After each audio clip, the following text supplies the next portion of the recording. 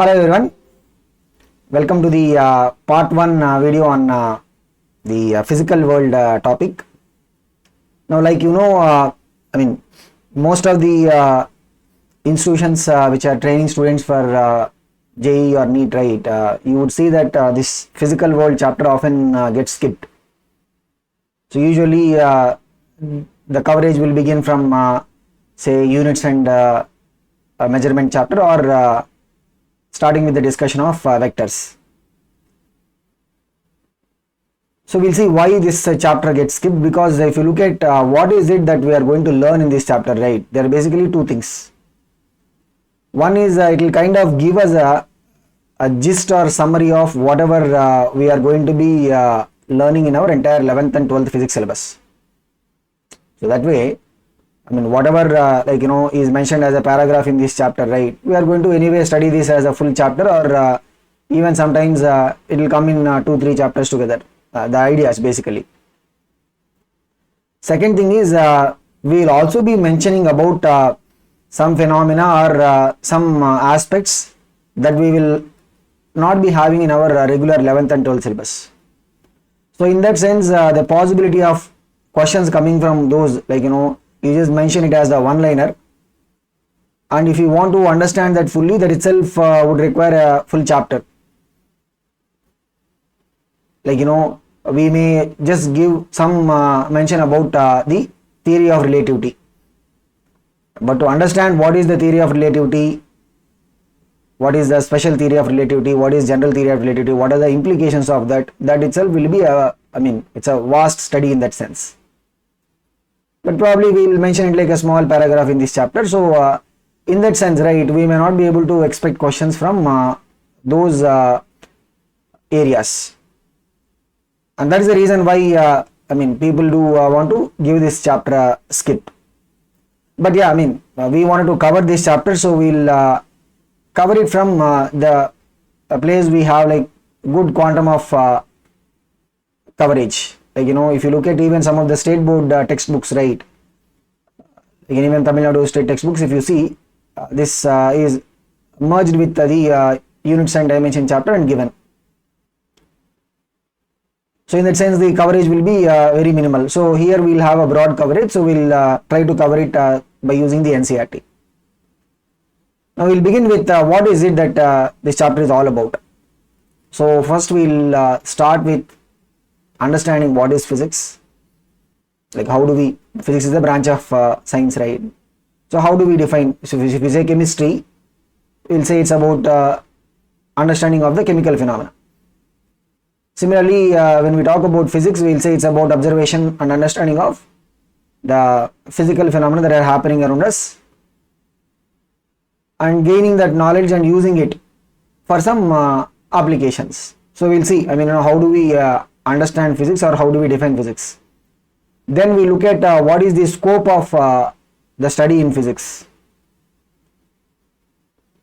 Then we will see what is the correlation or interplay between physics and technology, how a new discovery or a new theory in physics is able to lead to a new technology, and how need for having a new technology will result in evolving an entire new branch in physics. Like we'll talk about the example of the steam engines, right? So which are the heat engines. They basically convert heat into work, and steam engines are the reason for the progress of the industrial revolution, because we require transport of goods, raw materials, everything, right? So when we want to increase the efficiency of the steam engines, that entire study of thermodynamics has evolved from that. So we'll talk about it. Then, so this is one possible area where we'll have to pay a little bit more attention, the understanding of the fundamental forces of nature, because we'll talk about 4 types of fundamental forces. One is the gravitational force. We'll discuss about this in gravitation chapter 11th. Then we'll talk about the electromagnetic force. So we'll discuss about this in detail across multiple chapters in +2, electrostatics, moving charges and magnetism and matter. the other two fundamental forces, right? One is the strong nuclear forces and other is the weak nuclear forces. Other than this chapter, right, we will just make a brief mention about them in a chapter in plus 2, which is nuclei. I am naming the chapters as per the NCERT. So the coverage of these two forces, right, will not be as elaborate as what we see in the case of gravitational force or electromagnetic forces. So that is the reason why if at all there is a question framed on these forces or the characteristics of these forces, right, it might be related to the physical world chapter. Then in the end we look at the nature of the physical laws. So this is the broad coverage of the physical world. Now if you think of it, right, we may get a sense that it might be a little bit exhausting, or I can even use the word boring. Okay. So what we'll do is we'll try to make it a little bit more interesting by taking the help of two people. So one is like a villain for us, in the sense, normally in the movie industry he is seen as a big hero, but for us he will be like a villain. I'll tell you what is the reason also. Okay, I'm sure whoever has watched this movie Kick will be able to recognize him. Okay, even otherwise, you can easily recognize him. Who is he? He is none other than the most wanted boy. So why we see him as a villain is because whatever the physical laws that we talk about, right, he will always try to challenge them. Like we talk about the gravity, he will try to challenge them. And whatever the laws that we discuss or mention, with his stunts he will challenge them. Okay, so that's on a lighter note, but yeah, the other person that we are going to see, and probably we'll try to get a lot of knowledge from him. So we'll see how much of it will be helpful in understanding about the physical world, is our Swamiji Nityananda. So I'm sure he needs no introduction, and if you look at his teachings or saying, right, you will find in a lot of his teachings he will talk about physics and physical principles. So we will see if some of them can be useful for us in terms of making this chapter or understanding of this chapter easy for us. Since we are in the very beginning, right, so we are talking about the physics, and we are trying to see how physics can be studied. Let us just listen to Swamiji on how we should go about studying the physics part.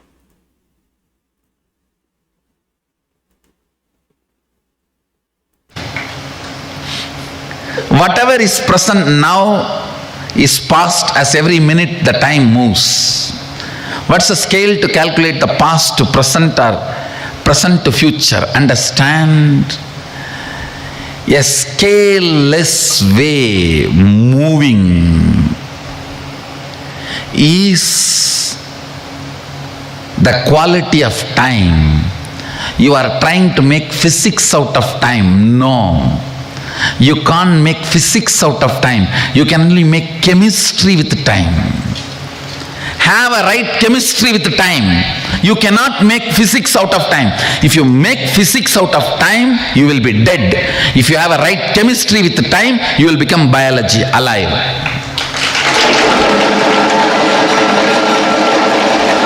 Right chemistry with time will make you biology, living, alive. Trying to make physics out of time will make you dead. Time, do not try to make physics out of time. Have the right chemistry with the time. You will become living biology. So don't even have this question, what is the scale to calculate the past to present or present to future? There is no scale. In that dimension, scales don't work. Scales don't matter. and matter cannot be measured with a scale of length, breadth, depth in the dimension of time. It is altogether different dimension.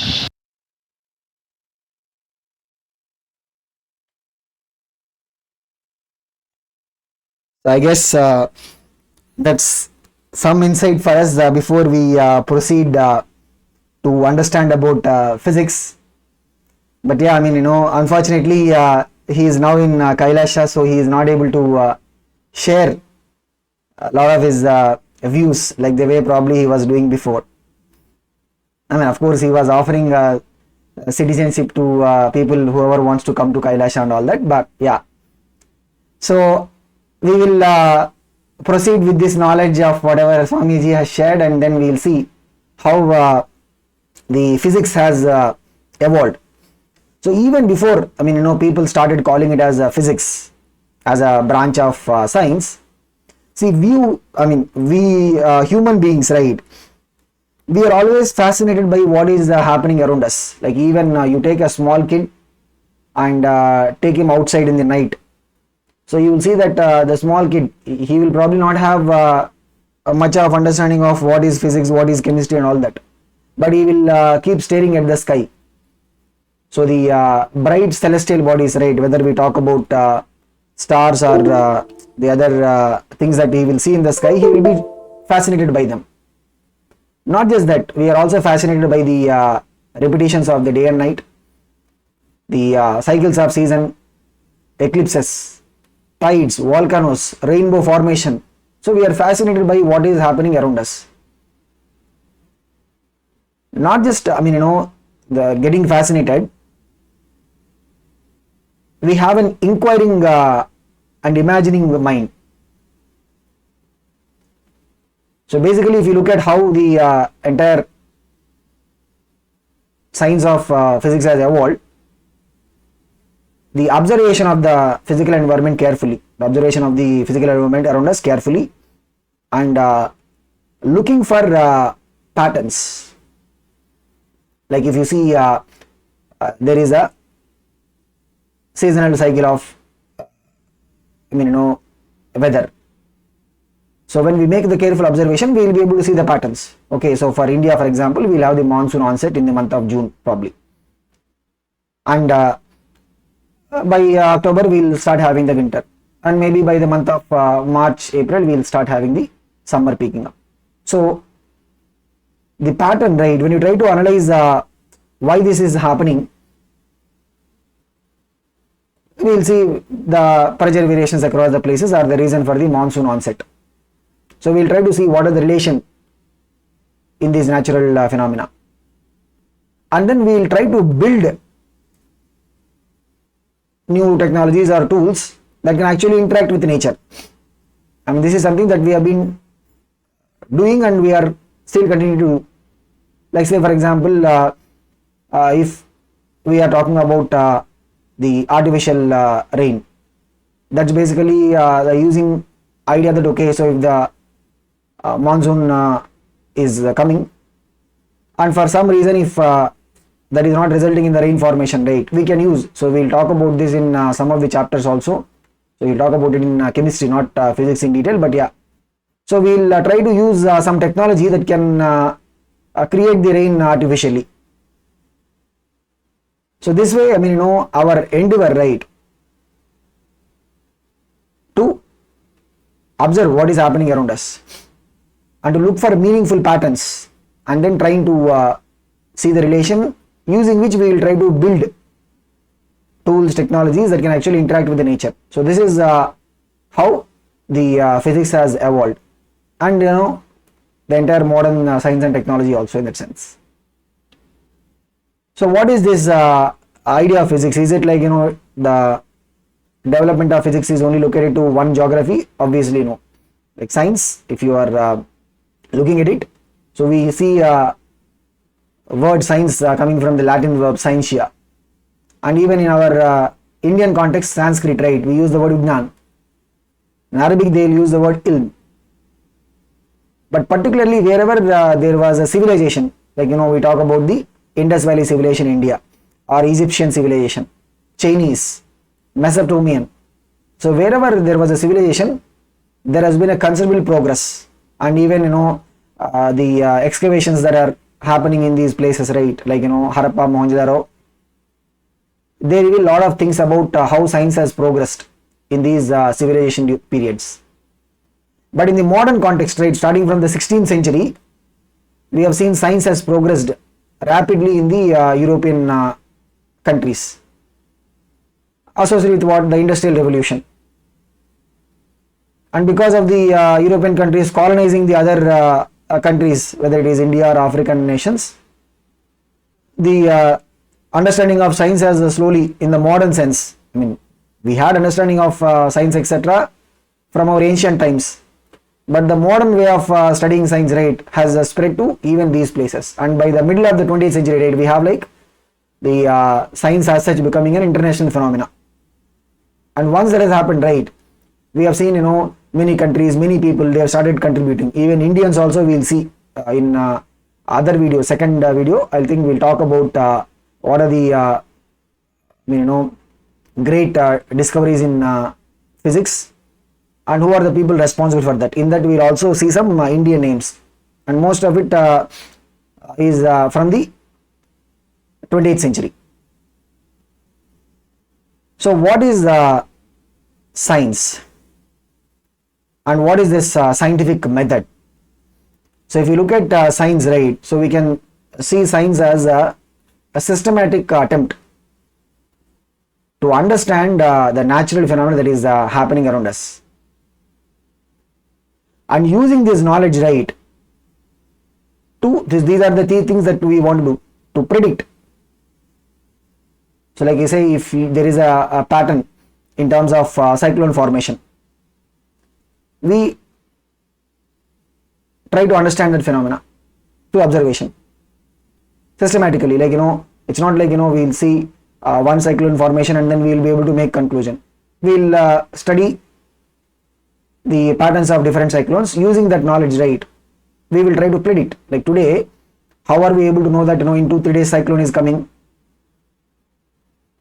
Obviously that is very useful, right? Otherwise it will cause a lot of damage to human life. So we are able to predict, and it's not like every time we will be able to modify. So but we'll always make an attempt to modify, and even we'll make an attempt to control the phenomena. So this is what broadly we can look at science as a study. And science means what? In a nutshell, it's about exploring, experimenting, and then predicting from whatever the phenomena that is happening around us. But when we talk about the study in science, right, so we'll keep using the word scientific study. So what is the difference between a normal study and a scientific study? So scientific study is not just about making an observation. So we'll see what is this scientific study all about. It's about doing a systematic observation.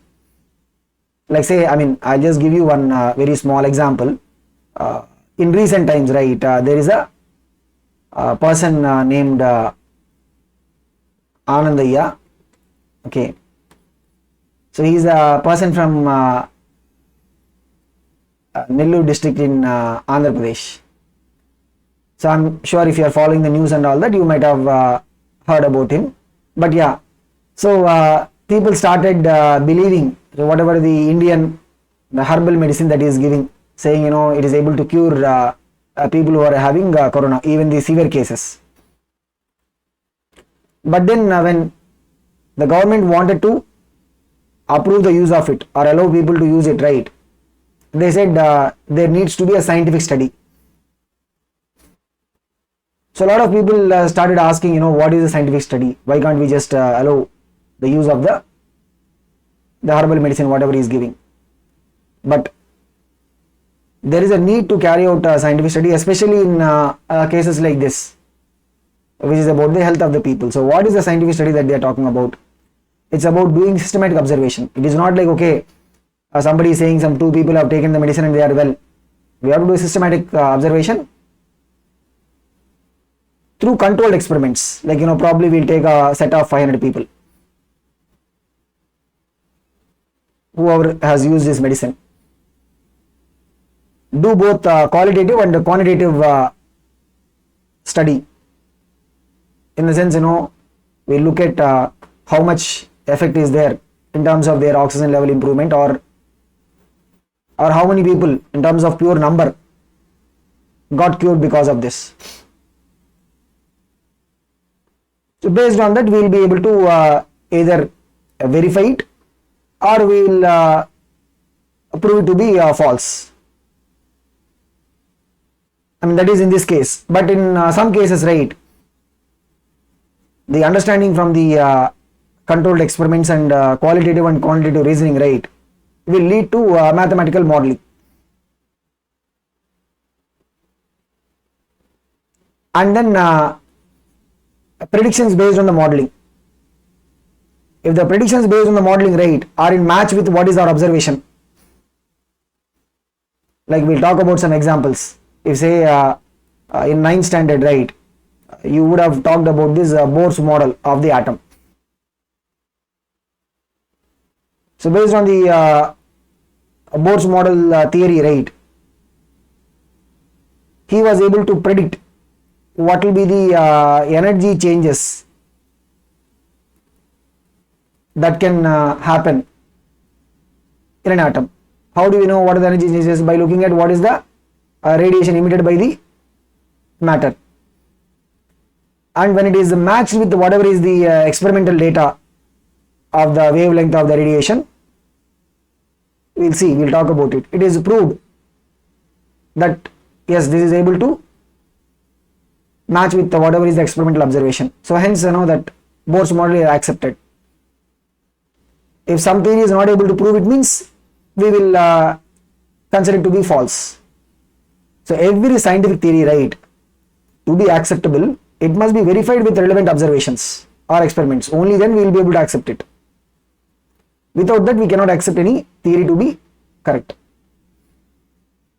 Now, if you look at this interplay or the relation between theory and observation, right, this is very basic to the progress of science.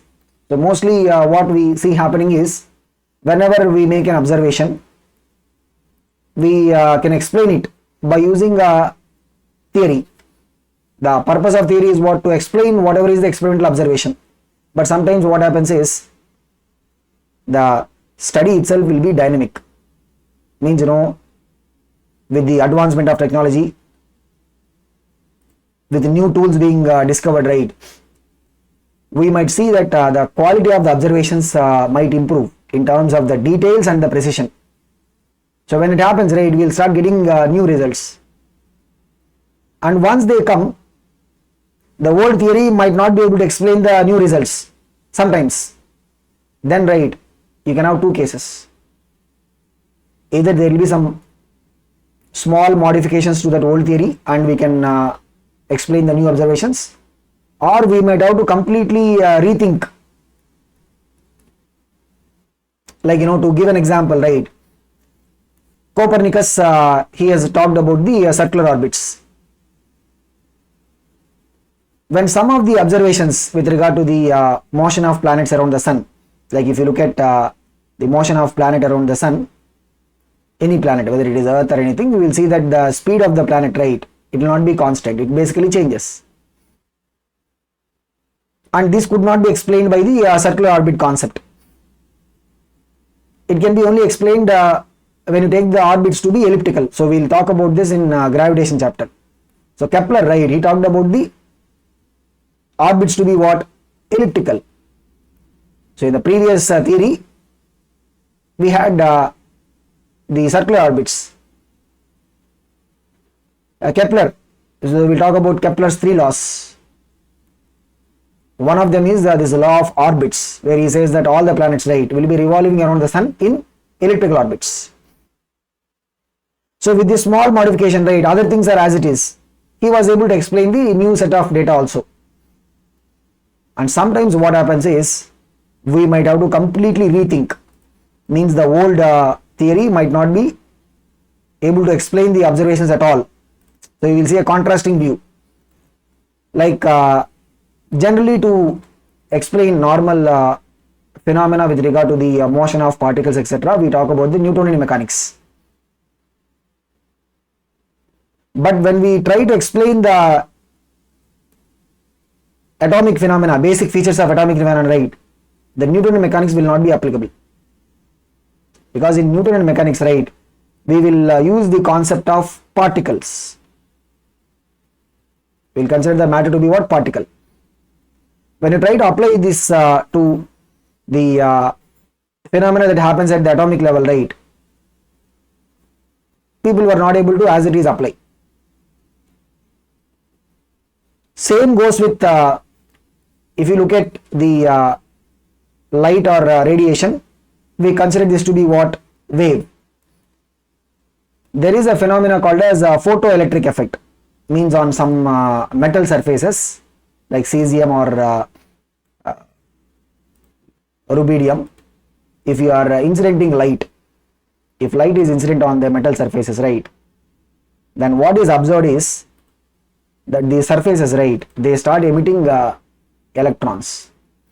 You will study about this in your structure of atom chapter in chemistry, and also you will study about this in physics plus 2, right. We will have dual nature chapter. I mean, what we are coming to is the concept of dual nature.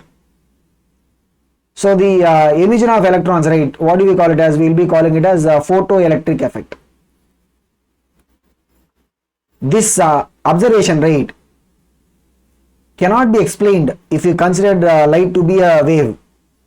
Why and all that I am not going to the details here, because anyway that is what we have to study in the structure of atom in chemistry as well as the dual nature chapter in plus 2 physics. So the wave picture of light, right, failed to explain the photoelectric phenomena, because there are some experimental observations which are diffraction and interference. Means, when you allow the light to pass through small openings, we call them as slits, we will see a pattern of bright and dark fringes. We will see a bright fringe, dark fringe, bright. So this pattern can be explained only when you consider the light to be a wave. So these two observations, right, what are the two observations? Diffraction and then interference. We will study about them when we go to wave optics in plus 2. They can be explained only when you consider the light to be a wave. But this experimental observation, right, what is it? Photoelectric effect. You cannot explain them if you consider the light to be a wave.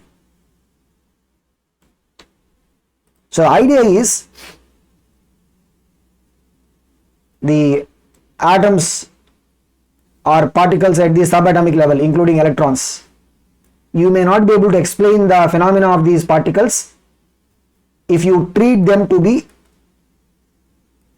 matter. If you treat them as matter, right, you cannot explain all the phenomena that they exhibit.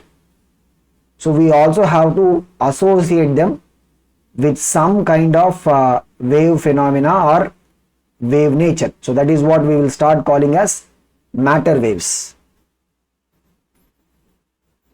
At the same time, for the light also, right, we will be talking about the dual nature of light, where we will consider that light to be having both the particle nature as well as the wave nature.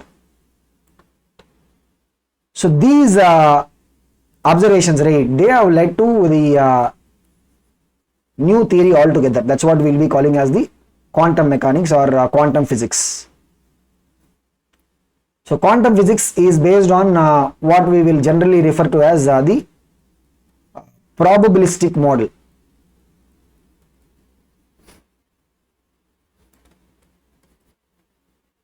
So where we will start associating every particle to have a wave nature.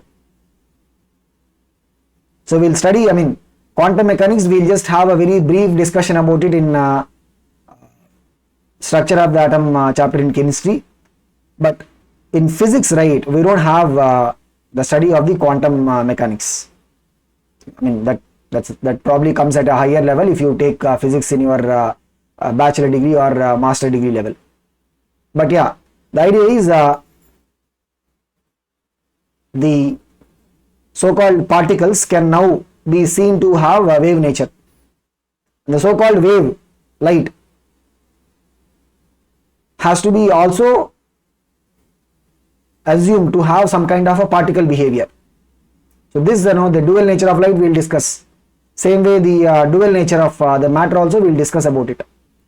But the quantum mechanics, which is based on this idea of probabilistic model and the results of the quantum model or the implications, right, that and all will come in the higher standards. So if you look at the experiments, right, sometimes the experimental observations will be able to give rise to a new theory.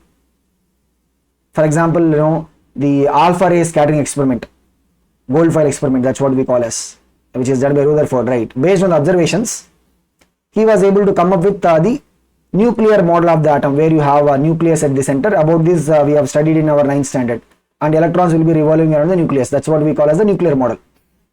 So what is this alpha ray scattering experiment? So through a thin gold foil, he started passing alpha particles. Alpha particles are basically helium 2 plus ions. So what he observed is most of the these are the observations. Most of the rays pass undeviated. They just go. A small fraction deviate by minimum angles. Even a minute fraction, like he say in the order of 1 in 1 lakh, they bounce back, means they will come to the same side of the gold foil.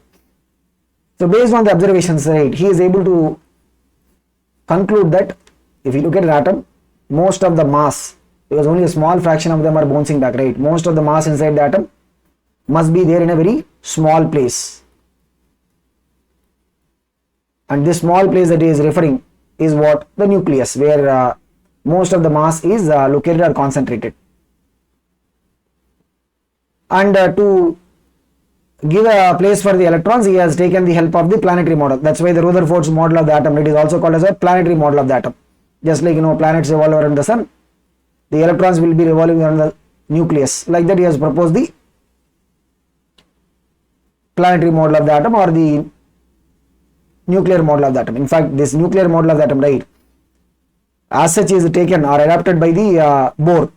So Bohr's theory, which we call as the quantum theory. I mean, this quantum and the previous quantum words are different. So here the word quantum basically refers to, in Bohr's model, right, the idea is electrons can revolve in only those orbits where the angular momentum, so what is angular momentum and all that we will learn in our circular motion chapter. The angular momentum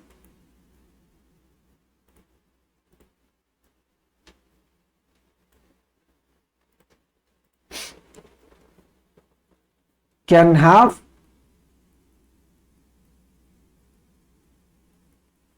integer multiples of h by 2 pi.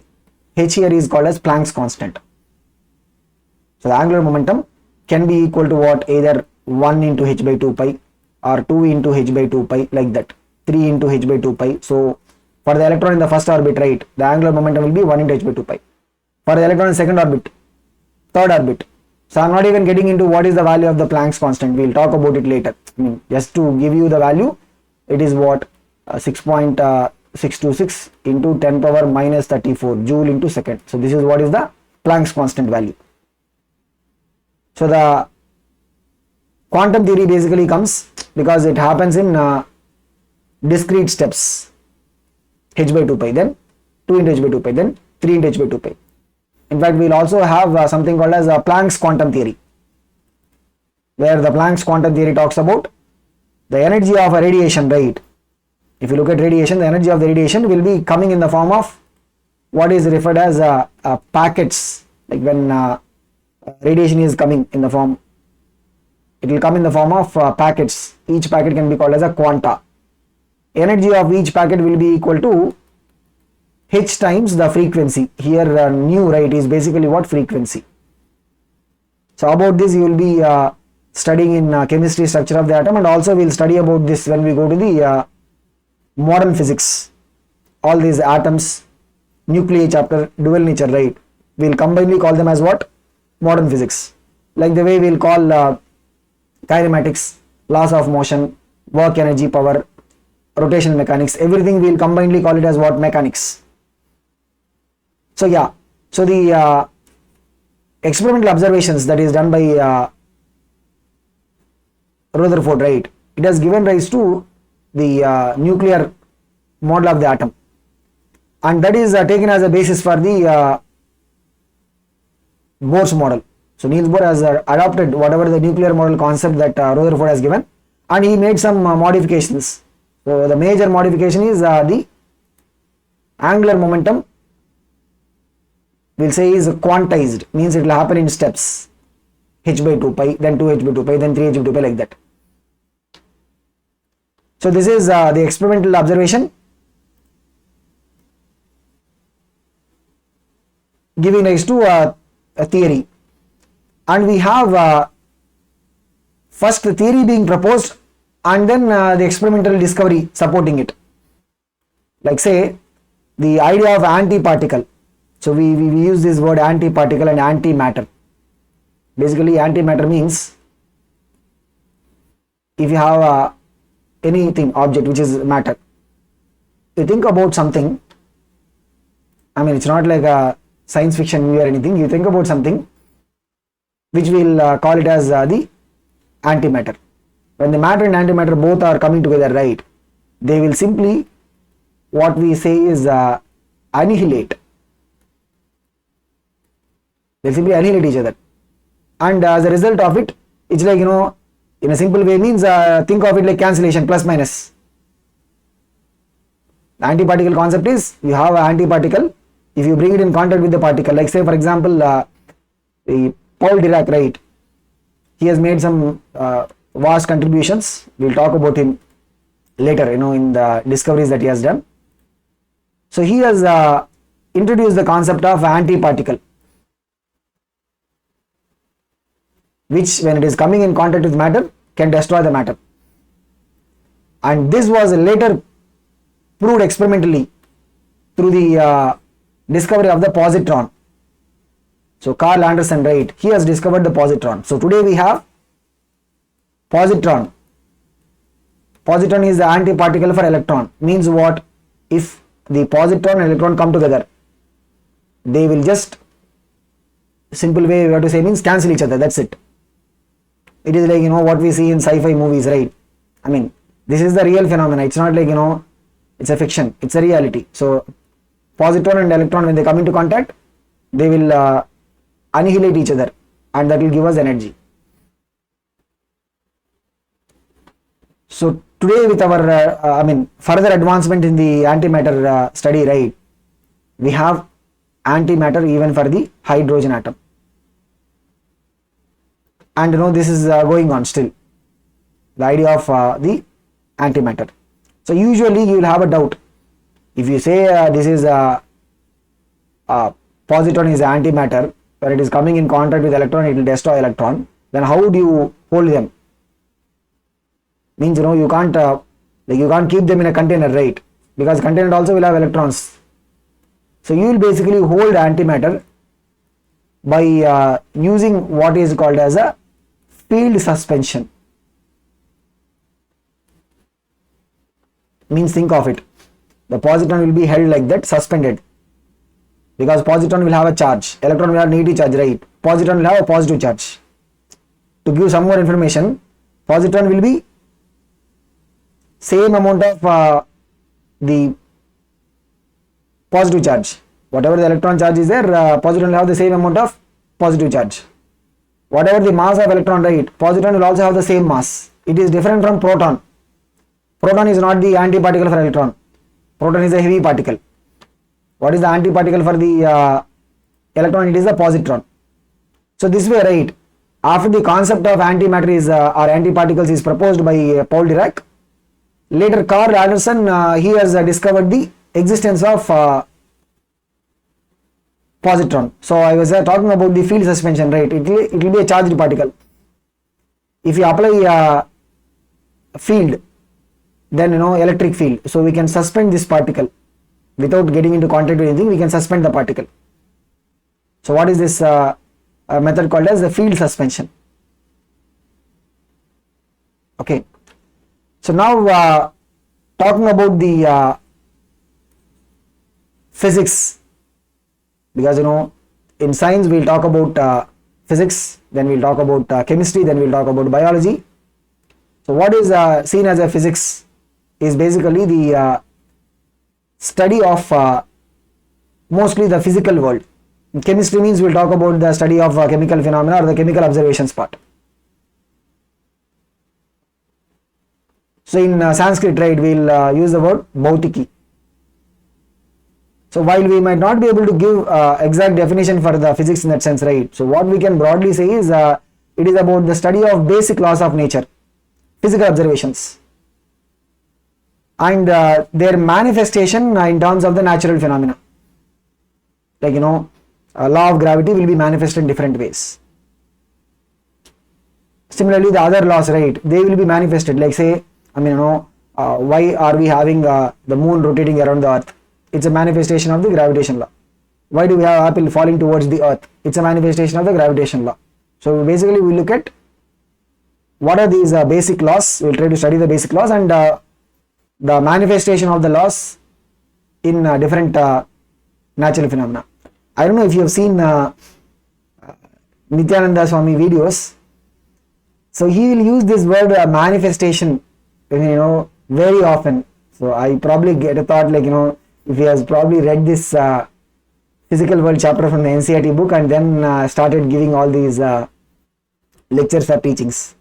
But yeah, let's listen to him again on what he has to say about this physics, chemistry.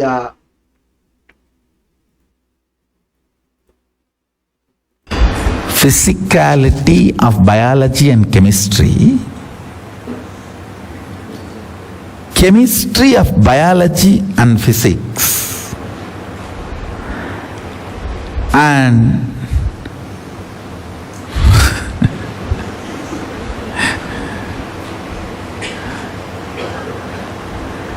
alchemy of biology and physics. See, physics, chemistry and biology. Chemistry is physics and biology. Biology is chemistry and physics is one and the same.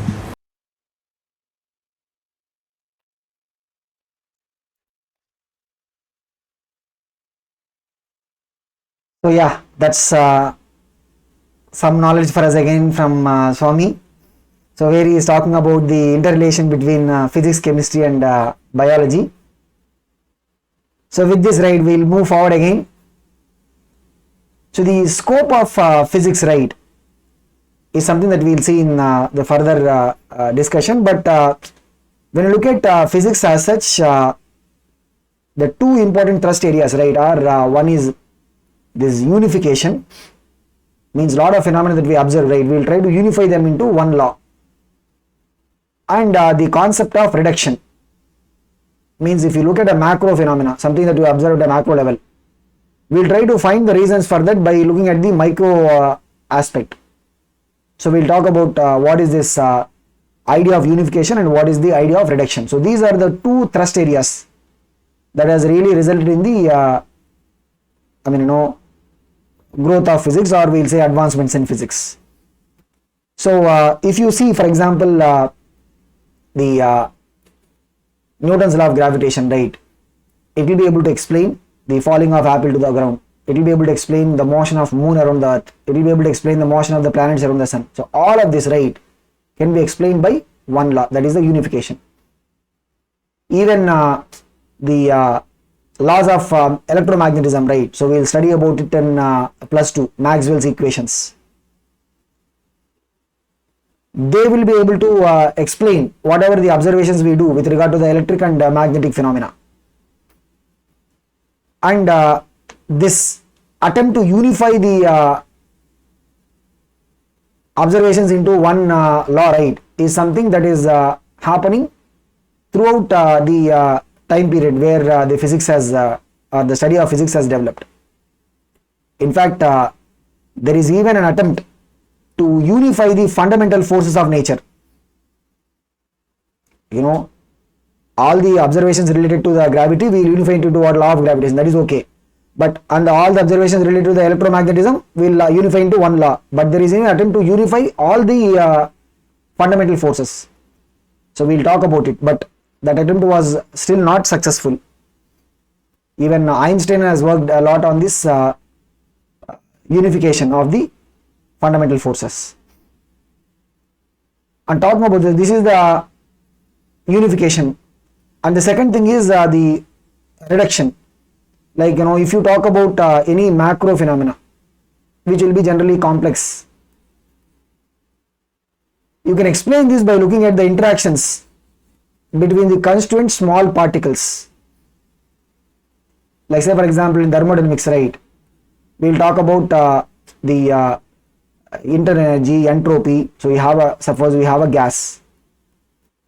We talk about the internal energy of the gas.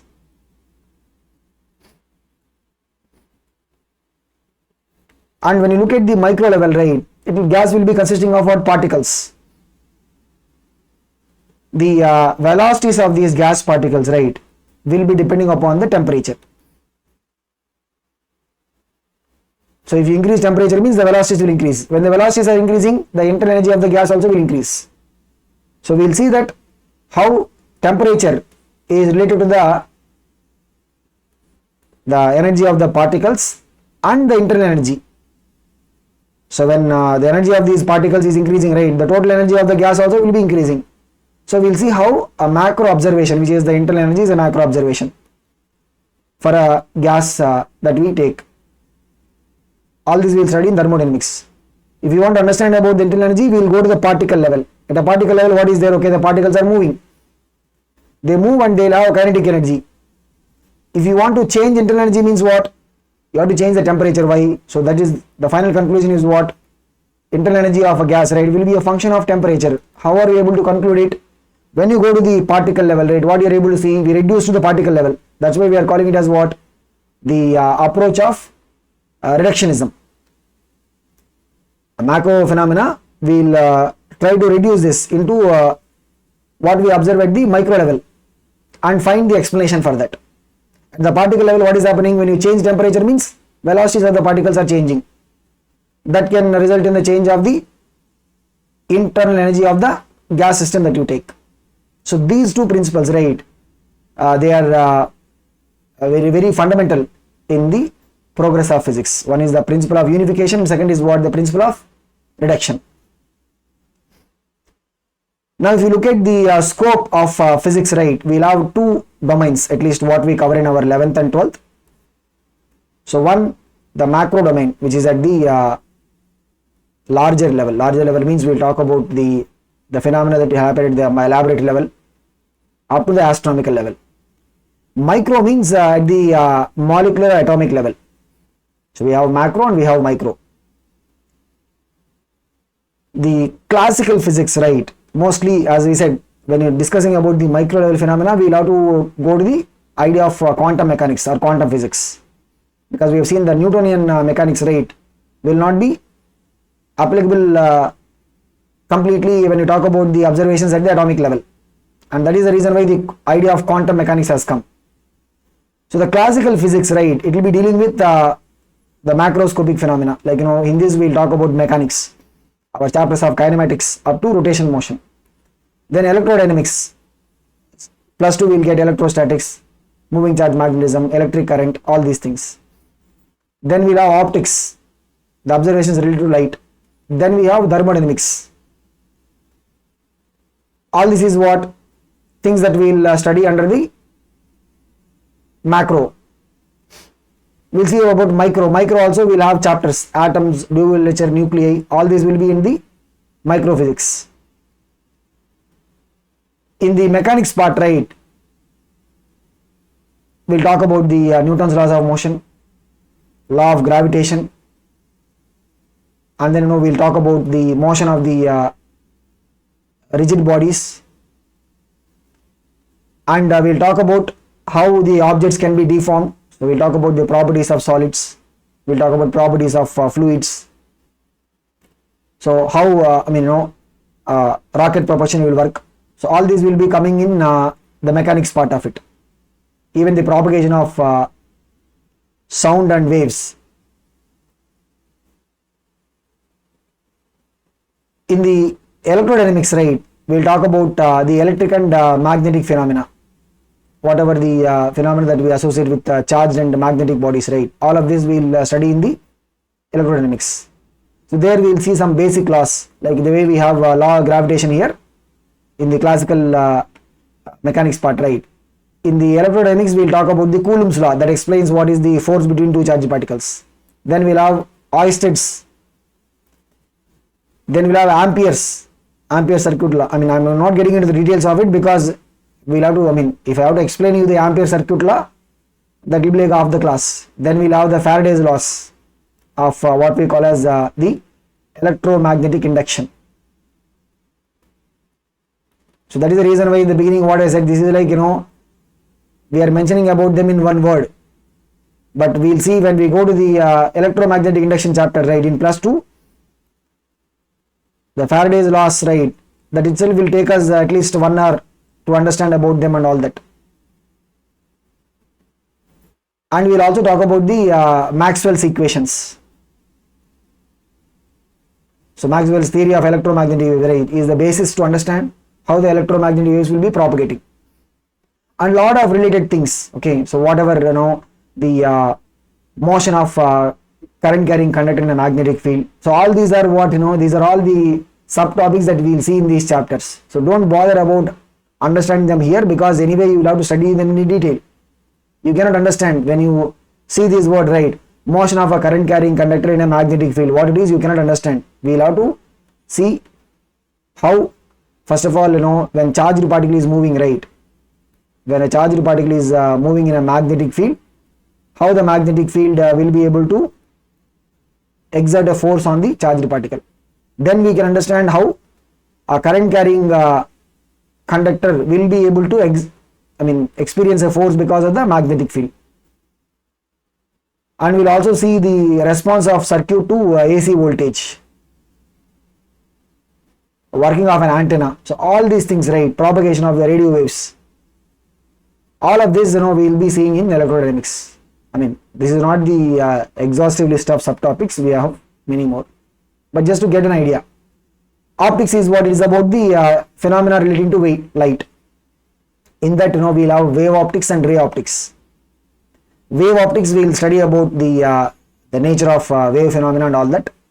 There we'll see about interference and diffraction. Remember I talked about, we'll study in detail about the interference and diffraction phenomena. In ray optics, we'll talk about lens and mirror observations. That's what we have in our 10th also. And along with that, we'll also study how telescopes and microscopes will work, and the idea of colors being exhibited by the thin films. So we'll call it as the thin film refraction. Thermodynamics, right, it's about what? It is about the changes related to the heat. Heat is a form of energy that is associated with matter. Whether it is about the internal energy of the system, the entropy. So entropy, right, just make a mark of this word. It represents what is the level of disorder. If you have a gas, particles are having more disorder. They will just keep on moving, randomness. Liquid means the disorder will be less. So entropy of the liquid will be less. Solid means what? Particles will be packed. Entropy will be even less. So we'll talk about all this. Then thermodynamics, right, because we are focusing on what? Heat engines. In chemistry also you will get thermodynamics. Chemistry thermodynamics will be about studying the heat changes during chemical reactions. But here we will talk about heat engines. What is the main objective of heat engine? To convert heat into work. So how we will be able to see the relation between work and heat. And also, like, we'll talk about the efficiency of the heat engines, because the quest for having a better efficiency of the heat engines, right, is what has resulted in the entire development of the thermodynamics. We'll also talk about the refrigerators. And this is the idea of what we call as the spontaneity. Some phenomena, right, whether it is a chemical phenomena or a physical phenomena, we will see that they will be what? Spontaneous. Some will be non-spontaneous. So we'll talk about the spontaneity of the phenomena, like, in which direction they will happen spontaneously. All this we will be able to study in the thermodynamics part of it. Then coming to the microscopic domain of physics, right, it is about the particle study, atoms and nuclei. So we'll have atoms, dual nature, and nuclei chapter, right, where we'll talk about the micro level phenomena. So particularly the quantum theory is what we will be referring to when you want to explain the microscopic phenomena. But the point is, we will not go too much into the depth of this quantum theory and quantum mechanics, but we will just take the concept of this dual nature and try to understand the micro phenomena. So this is what we are going to see in our entire +1/+2 physics. So we'll have the broadly what is there. There is a macro, all our mechanics. Then we have electrodynamics, then optics, then heat and thermodynamics. All of this will be coming under the macro. Then we have micro, which is a small part. We have only couple of chapters: atoms, nuclei, and then dual nature. In this, right, we will see the the quantum theory being applied to explain some phenomena or observations in the microscopic level. So if you are looking at the range, on one side we are talking about what? The atomic level or particle level, which is probably in the Fermi. Fermi means what? 10 power -15 meters. On the other hand, you are talking about the measurement of distance between the galaxies and all that, which is like in the range of 10 power 26 meter. And just to, these are all some indicative numbers. So we see what is the difference. The factor of difference is what? If you do 10 power 26 by 10 power -14, what is it? It is giving us a 10 power 40 factor of difference. If you divide this is the length, right? If you divide this by the speed of light, length by speed will give us what? Time. We will see that the time will have a range of 10 power -22 second to 10 power 18 seconds. That is the range of time. Even with mass also, right? We will talk about mass of electrons. What is mass of electron? 9.1 in 10 power -31 kgs. And we will talk about the mass at a very large scale, mass of electron, like mass of the sun, mass of the stars. So the terrestrial phenomena, or we talk about the phenomena that we see at the laboratory level, all of this will be what? In the middle range. On one side you have one extreme, atomic, micro level. Other extreme is there, universe, galaxies level. We also talk about the laboratory level, like we'll talk in terms of normal meters and centimeters also we'll discuss. So in that sense, right, the scope of study of physics is vast when you talk about the magnitudes of the physical quantities. So this basically covers a tremendous range of magnitude, whether you talk about the physical quantities in terms of length or mass or time or energy. If it is the chemistry, right, we will be mostly focusing on what? The micro level part. Now looking at what makes physics exciting is because even some of the students, right, they will be able to perform really well in physics in comparison to the other subjects. So it's because those who like to see a few concepts and few laws, and using that we can explain a wide variety of phenomena. Like in physics generally, if you look at the subject wise also, right, we see we'll go to gravitation chapter. In gravitation chapter we will just have only one law, Using the we will be able to explain the force between two small masses. We will also explain the force between satellite and the earth. So all these, we will also explain about the pendulum motion. So all the phenomena can be explained by using just one law or one formula in that sense. Whereas if you go to chemistry, right, just in a chapter called as chemical bonding, that chapter itself you might see some 6 or 7 theories. So that is the reason why some students who like to see some small number of concepts and more application, they will be able to really like physics, and in general that is what excites people about physics. And in fact, this application and exploitation of these understanding of the physical laws, right, is what results in a lot of these technological advancements and the day-to-day applications of physics, whether it is about say for example we have the understanding of electromagnetic waves, how the understanding of electromagnetic waves is applied into telecommunications. This is what excites people, and of course for doing this, right, there will be some amount of ingenuity and also some amount of persistence, because in one go we might not be able to get the final result. Like in every scientific experiment or scientific attempt, there has to be a persistence till we get the final result. So usually whenever we have a great progress that is happening in the understanding of the phenomena, we will see that it will often accompany with change in the way we perceive things. In our basic perceptions, we will see the change. Like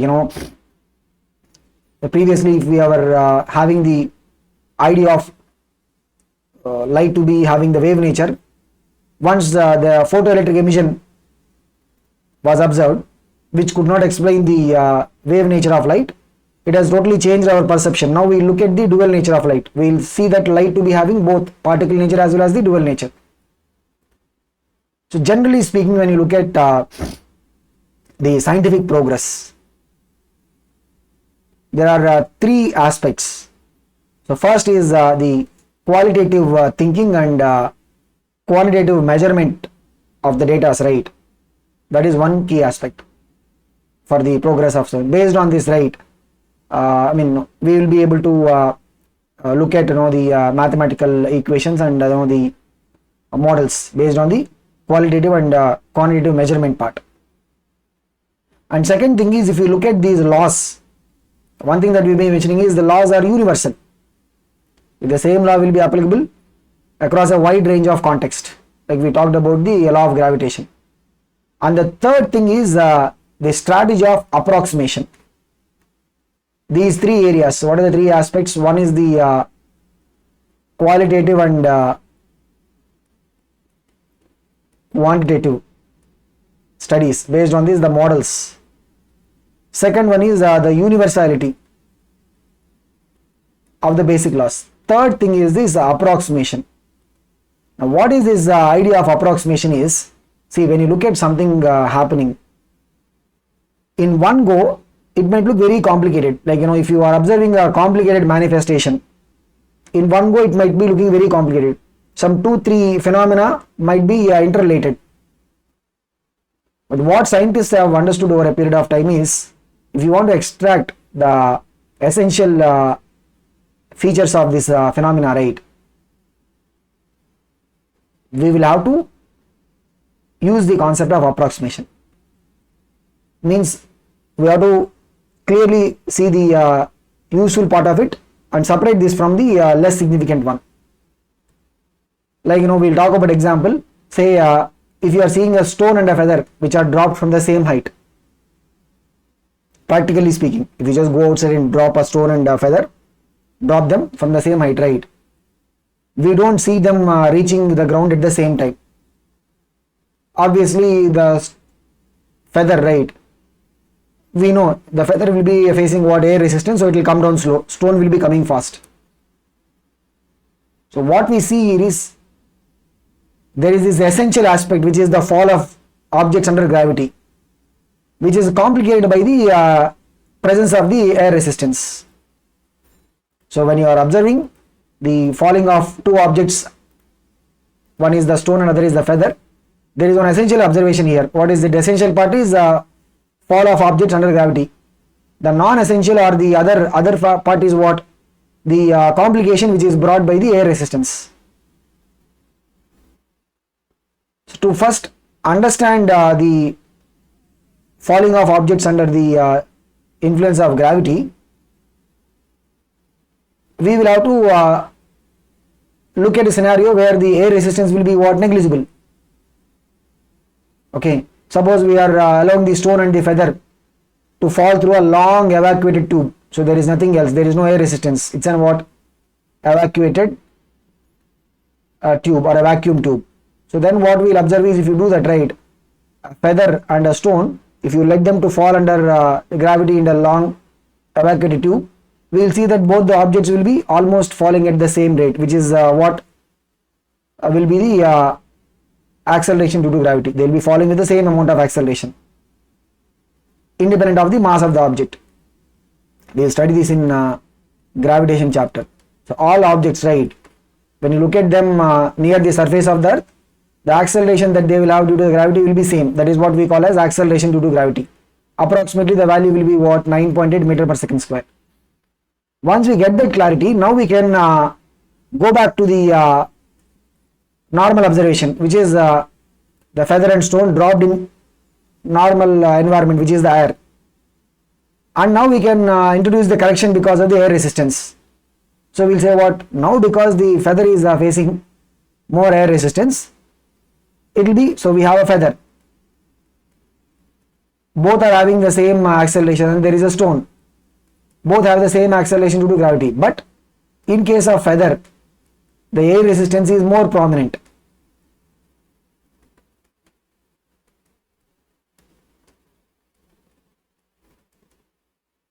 That is the reason why it will be able to come down. So thereby, by superimposing this correction, right, we will be able to modify the existing theory and build a more realistic theory that will be able to explain the falling of objects under gravity in normal sense. So this is how we can separate the core or essential phenomena from whatever is the complication.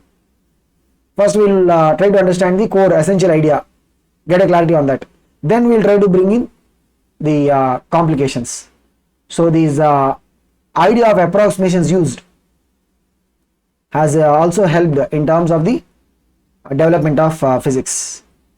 Now if you look at whenever we talk about physical observation, right, people will come up with a hypothesis or an axiom or a model to explain the observations. Now there will be some small technical difference in terms of what we call as an hypothesis and what we call as a model and what we call as an axiom. Here we don't need to break our head too much about this technical difference in the meaning of it, but just to get broad idea. So whenever there is an observation, to explain the observation we can have what? A hypothesis or an axiom or a model. So model will be based on a set of postulations or postulates. Like Bohr's model is based on some postulations. So the models will be based on some postulations. So we'll see whenever we have the physics or even mathematics also, we'll try to explain the observations based on some assumptions, right? The explanation is basically given in terms of what? Either a hypothesis or axiom or a model. So model basically will be having postulations. Suppose we talk about the universal law of gravitation. Okay, so the Newton assumption, right, it's a hypothesis. What is it? It's based on the idea that if you have any two bodies in the universe, they will be attracting each other with a force proportional to the product of the masses and inversely proportional to the square of the distance between them. So he proposed out of his ingenuity that the force between two masses, right, is proportional to product of the masses is inversely proportional to square of the distance between them, 1 by r square. By merging both of them, we can see F is proportional to m1 m2 by r square. We can bring an equation. The constant here is called as what? The gravitational constant. So whenever we have a proportional relation, we can put a constant and make this into equation. Now using this hypothesis, that Newton's law of gravity is based on the hypothesis. How he has got the hypothesis? Based on his own thought process. So once he has proposed this, he is able to observe all the phenomena related to gravity. And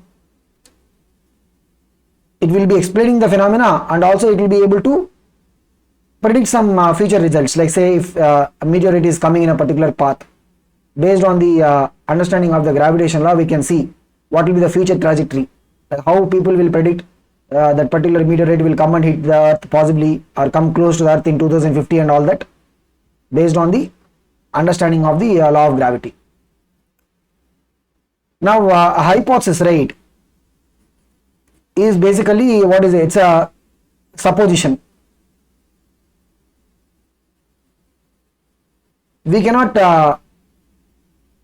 prove it, like whether it is a Newton's law of gravity or the Newton's laws of motion, F is equal to ma. You cannot prove it. We will only be able to verify it or substantiate by looking at the experimental data. Like you will not have a derivation to prove that F is equal to g m1 m2 by r square. You will not have a derivation. We will take the experimental data and verify whether this law of gravity is able to explain the observation. How do we do it? Like say we have sun, we have the earth. Earth is evolving around the sun. Based on what is the force required to keep the earth in the orbit, we will validate the Newton's law of gravity. And same way we can use various ways of validating it.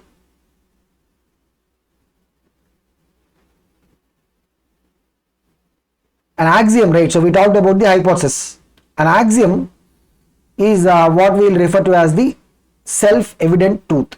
Like in maths you will be using this, right? SAS axiom, triplets SSS axiom, like that. In proving a congruency of triangles you will be using it. But here let us not go into the details of as I said the difference in the meaning of it. But a theory, right, is important for us. A theory is based on certain postulations or postulates. Again, the theory will be used to explain the observed phenomena. Like say Niels Bohr, right, he proposed the what we call as the quantum model, means electron will be revolving around the nucleus in a circular orbit. This idea he has taken from the Rutherford's nuclear model. And what Bohr has said is that the angular momentum, the orbits in which the electrons will revolve, the angular momentum is, for now I will just give you the formula. If you have a particle of mass m going in a circular path of radius r with a velocity v, the angular momentum of that particular particle will be what? mvr. This we will study in our circular motion chapter as well as rotational motion. Will be what? Quantized. Means we can say it is what? h by 2 pi into n. N is the integer here. Means first orbit it will be what? 1 into h by 2 pi. Second orbit 2 into h by 2 pi, like that. You will study about this in structure of the atom chapter chemistry. You will also study about this in 12th physics, as I said, atom chapter. Now, why did he propose this postulate? To explain the observation. Like there is a lot of spectroscopic data. Spectroscopic data is basically the data about the wavelengths of the light or the radiation which is emitted by the matter. So he was able to make some postulates and derive the expressions for energy changes. So he was able to derive the expression for energy changes in an atom. And whatever the expressions he has derived for the energy changes in the atom, right, he is able to show that this is in agreement with the experimental data on the wavelengths of the radiation found. So the assumptions, right, that he has made is able to prove whatever is the experimental observation about the spectroscopic data. And that is the reason why people have accepted the Bohr's model to be a truth. So if after making these postulates, right, his model is not able to explain, because you will learn in detail about this in 9th standard also. In 11th structure of atom chapter, you will anyway learn about it. The thing is, Rutherford's model of the atom, right, could not explain. That is one of the drawback of the Rutherford's model. It could not explain the energy changes inside the atom. Then the Bohr's model, which is based on the assumptions or the postulations of the quantization of the angular momentum. What do we call it as? We'll be calling it as what? Quantization of angular momentum. Means electrons cannot revolve in each and every orbit. They will only revolve in those orbits where the angular momentum of the electron will be what? Integer multiple of h by 2 pi. So based on these postulations, he was able to explain the spectroscopic data. Anyway, you will study about this in both chemistry as well as physics. Now this is what I said, right? The Einstein's theory of relativity. The theory of relativity. So we have two ideas basically. One is what we call as the special theory of relativity, and the second one is the general theory of relativity. So general theory of relativity, right, is used in explaining the law of gravity. And the special theory of relativity, you might have seen this very common expression, E is equal to mc square. What is this? This is the mass energy equivalence principle. So what do we call it as? Mass energy equivalence principle. Means what? The idea is mass can be converted into an equivalence amount of energy. So we'll say mass and energy are transmutable. We can convert energy into mass and mass into energy. In that formula, what is c? C is the speed of light. So one of the derivations based on the special theory of relativity is what? That E is equal to mc square formula. Mass energy equivalence. So the special theory of relativity, right, is based on two postulations. What is this? The constancy of speed of electromagnetic radiation. Means what? When look at the speed of light in a vacuum, irrespective of who is the observer, because in normal physics what we learn is if A is there, B is there. If B is at rest, A is going with some 15 meter per second. What do we see? When you observe it from B, you will see that A is going with 50 meter per second. But if you try to observe A from another person C, there is a C. C is also going in the same direction 50 meter per second. Like think of it, two cars are there, both are going in the same speed. When you look at them, right, what do you see? You will see always they are at your same position. Means what? The motion, right, or the study of motion is relative. That is what we will be seeing in our mechanics. Whether we talk about the displacement, whether we talk about the velocity, or we talk about the acceleration, all this is what? Relative. But the postulate of the special theory of relativity is what? Speed of electromagnetic radiation. Light is a part of the electromagnetic radiation. Light means we are referring to what? The visible light. Other than that, you have UV rays, X-rays, gamma rays, infrared rays, microwaves, TV waves, all these are electromagnetic waves. The speed of the electromagnetic waves will be constant. It will be what? Independent of who is the observer. Now, nobody can actually prove it, like the way nobody was able to prove the Newton's law of gravity. But what we see is the results out of it. Like say for example, using the special theory of relativity, we are able to get some results like mass energy equivalence. We will see how these results are validating our observations. Like especially if you look at the nuclear reactions, right? nuclear reactions, mass will be converted into energy. We will see if the amount of energy that you are getting is correlating to the E is equal to mc square formula or not.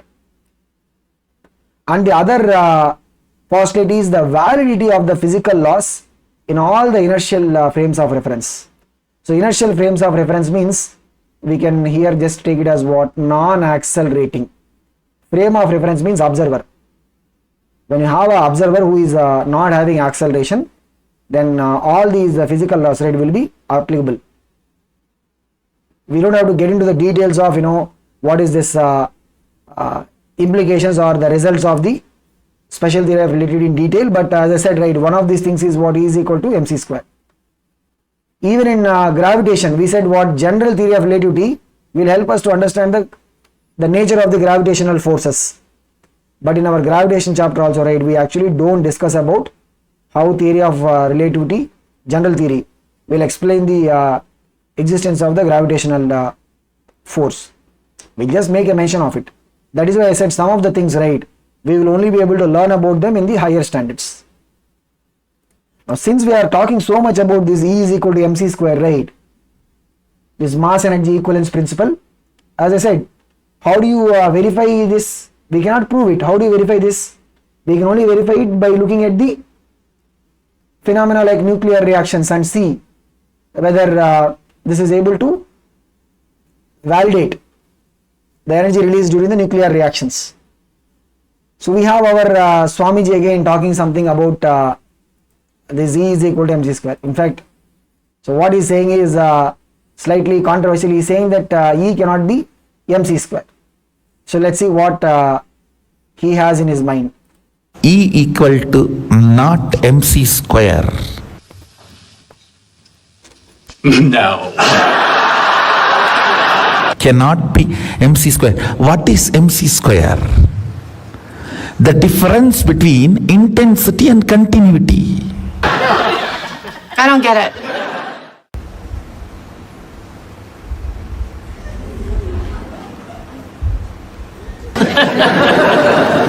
I guess that story's more sad than funny.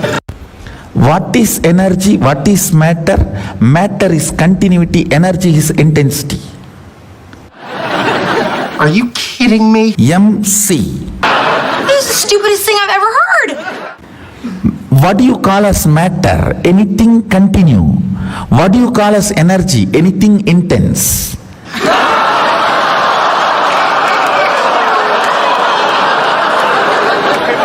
Run. The intensity and continuity is separate for a non-veg crooked brain which has seen only ups and downs. You take that back.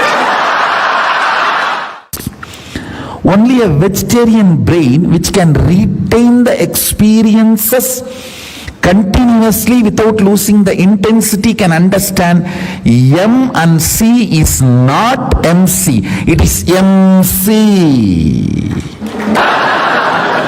You suck.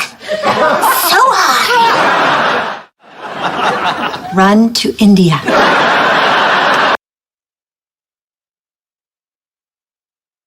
Okay, so that's again some knowledge, probably he only understands when he says M and C is not MC but MC, so we'll have to probably put a query to him again to get some more explanation. But yeah, so this is what is the first part.